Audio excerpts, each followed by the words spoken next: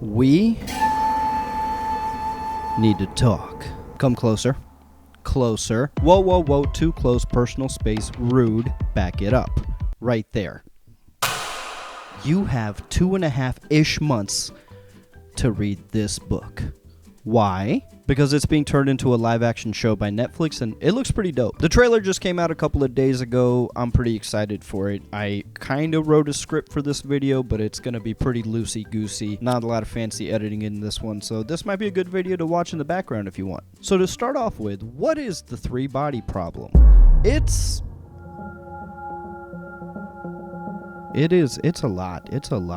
a lot of things. It's a wild ride, that's for sure. But as far as the first book is concerned, scientists are unaliving themselves all over the world. And the reason isn't too big of a spoiler, but I'll just leave it for the show. I'm gonna try to avoid spoilers because I really want people to dive into the story. I think it's worth your time. There's a lot of twists and turns. It's super ambitious. It's very grand in its scale. But anyway, scientists are unaliving themselves, and there's a mystery as to why that's happening. Also, there is an impending alien invasion. There are aliens in the show. I guess that's a little bit of a minor spoiler because the trailer doesn't fully spell it out, but you can tell that that's kind of part of the story. But the thing is, space is super duper big, so it's going to take time for the aliens to get here. So basically, we know at some point in the future, things are going to get really bad, and this story is really just about how humanity responds to that. And there is a real world parallel for this because,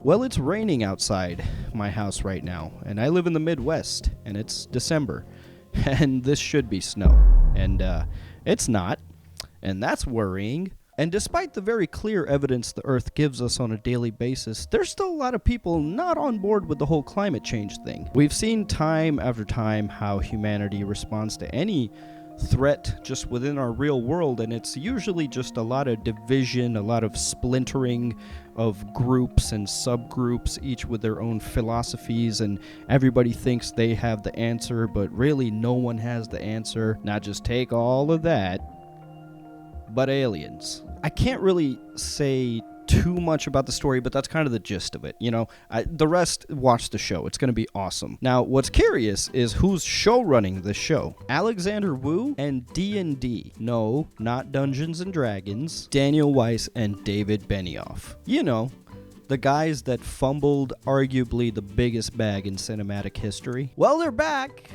and they just really love ambitious properties, because this one is arguably even more ambitious in its scale and just some of the visual things in this story. I don't know how they're going to film it. Now, them show running the show is obviously a concern based on how Game of Thrones ended, but they're back. This is like a second chance for them. They have a chip on their shoulder. They have something to prove.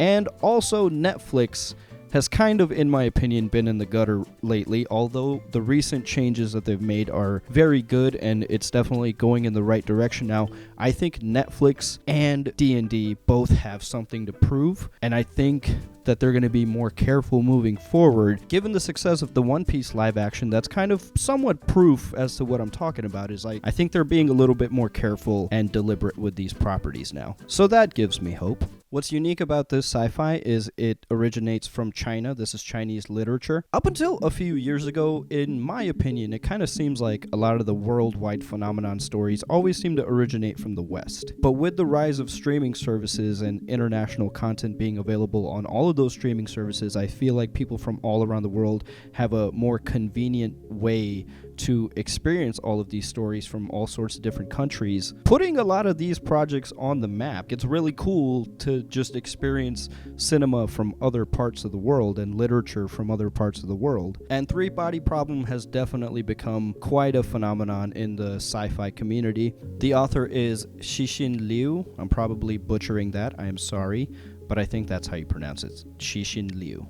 Now, Netflix isn't the first to attempt this property in the live-action medium. There's actually a Chinese-made show called Three Body, and it's a lot more authentic to the source material because it's taking place in China with Chinese characters, as most of the first book is. And I watched the first episode, and it's pretty good. It's a little hard to follow if you haven't read the book, because this is a very It's one of those stories with a lot of moving parts and very far out concepts you're gonna have to suspend your disbelief quite a bit for this story. And that's one of the biggest reasons why I think people should start reading the books and kind of just prepare themselves ahead of time. I think this story, really, spoilers aren't that big of a deal because it's just more about the philosophy and like the concepts that this show brings into question. But yeah, if you want to experience this in live action and see a show already, there's 3 Body, made in China, for China, and anybody else with an Amazon Prime subscription. But I gotta say, the Netflix trailer looks incredible. The music is incredible. The casting is incredible. They've nailed it so far. Visually, it's pretty cool. Even some of the big ambitious things, they showed a few glimpses of what that's gonna look like, and it's pretty spot on. I'm actually hugely impressed with the trailer. I really think 3 Body has a chance to be that next big worldwide phenomenon, potentially. Although sci-fi, because you do have to suspend your disbelief so much for some of the wild concepts that are usually brought into question with sci-fi, I don't know why, but sci-fi typically doesn't do well in the mainstream, and I just hope that this one is able to kind of surpass that. And like I said, Netflix has been making a lot of changes. There's a lot of good content on there now. They're definitely moving in the right direction. Here's the thing. Quick Netflix rant. I have a love and hate relationship with Netflix. The only thing I really hate is that it costs $23 a month now if you want the ultra high definition, the standard of TV watching these days. All of the other plans are 1080 only, and it's like, yeah, I'm fine with paying less. I'm even fine with ads, but they don't have 4K. It's only available in the most expensive tier, which is now $23 a month. And as someone that's been subscribed to Netflix from essentially the beginning, it's just, I think this high cost is honestly their fault, because they spent years burning money just greenlighting any and every project, whether they failed or not, and most of them failed. I just feel like they mismanaged their finances for years and years, and us, the consumers, are now footing the bill at $23 a month. I just think that's ridiculous, and I don't like it. But I do have to admit, they're making some good stuff. They're making some good changes. There is good content there now. I begrudgingly say that. I like and I dislike Netflix, okay? You make your own decision. That's my opinion.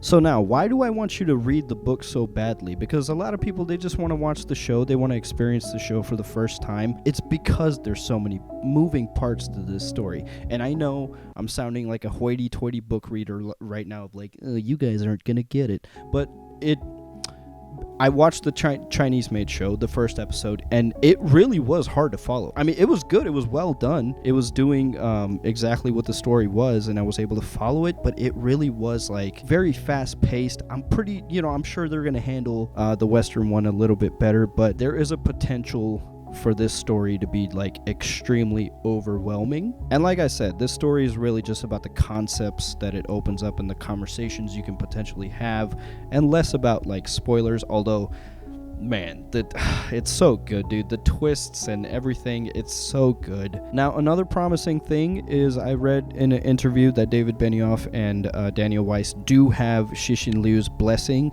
They got on a Zoom call with him, and Cixin Liu himself said, I know you're going to have to make a lot of changes, as is the case when you're adapting anything to live action. You're going to have to cut things, you're going to have to add things, and the Western version is definitely a lot different. Just in terms of, I don't think it seems to be taking place in China with mainly a Chinese cast. Obviously, they've diversified the cast. They've gender swapped the main character, which I'm sure people are going to lose their shit about, as they always do, but it really doesn't matter. This character could be easily played by a man or woman. That's a pretty inconsequential decision. Book readers may find some of these changes annoying, but I think that it's just what needs to be done. You have to think about it from like a mainstream perspective. Making these changes just makes it more relatable to the audience, and Cixin Liu has given his blessing for them to make any changes that they see fit. So here's one thing about Daniel Weiss and David Benioff. When they had the source material to follow for Game of Thrones, they made some of the best television in existence. I mean, that's objective, dude. And the saving grace here is that this story is done. 3 books. It's done. The story is done. So they have source material from front to back, and they're really good at adapting source material, so I think it's going to be good. So there's my argument for why you might want to start reading the books. I think it'll just get you mentally prepared because, dude, like, this book is crazy, but oh man, you don't even know. You get, oh, this is going to be so good. I can't wait. This is going to be so good. It looks so good. I'm stoked. But like I said, it's ambitious, especially when you get to the second and the third book, which, by the way, the second book is probably my favorite.